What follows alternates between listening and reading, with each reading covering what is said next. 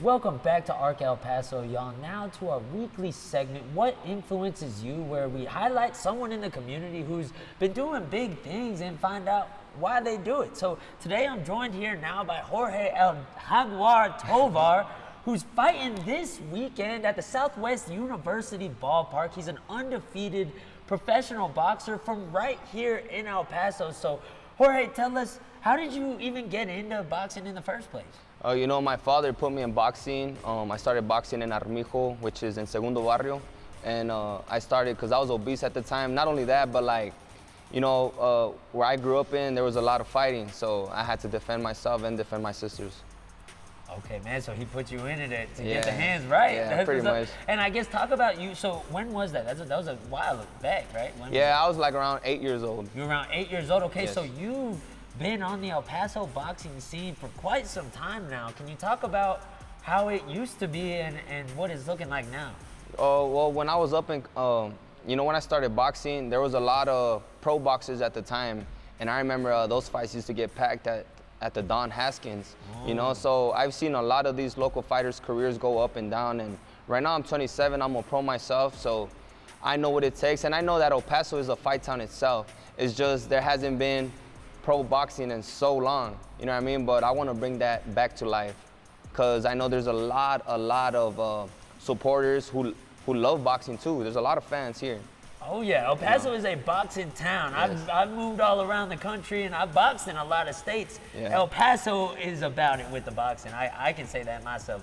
But I guess tell us, so you're saying it used to be a big boxing scene with the pros and whatnot. I just moved here in January and I've seen kind of a scene, but in between, did it kind of die down for a little around here? What happened? Yeah, when I was an amateur, I remember here locally, like we would have one amateur fight every 3 months, and that's if we got lucky. You know what I mean? But like when you go to state, you go to national, you see other bigger cities, they got a record of like 130 fights. And here in El Paso, you go with the average of like 8 to 10 fights. You know what I mean? So you see a huge difference. They're way more active. Between the Houston and the Dallas and the San Antonio. Of course, and Corpus Christi. Yeah, no, that's right. I was just at say this past year, and each one of those cities come deep, come full. Fully loaded, every weight division. And so, are you seeing an uprise though? I guess, and do you feel like we're headed in the right direction to get El Paso really on the map where we need to be in the state of Texas? Yeah, I believe El Paso boxing is definitely on the rise, and I believe we're finally getting the attention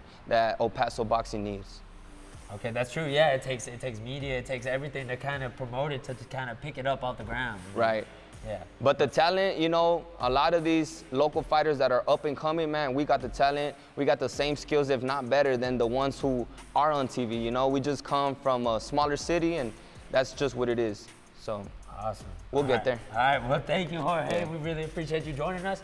That is it for this week's edition of What Influences You with Jorge El Jaguar Tovar. But make sure you tune in tomorrow to Exploring El Paso, because I'm going to interview Jorge again, as long as another professional undefeated boxer, Poison Ivy Enriquez, and to preview the event going on this weekend at Southwest University Ballpark. And stick around on Arc El Paso, because we got a lot coming up in the show.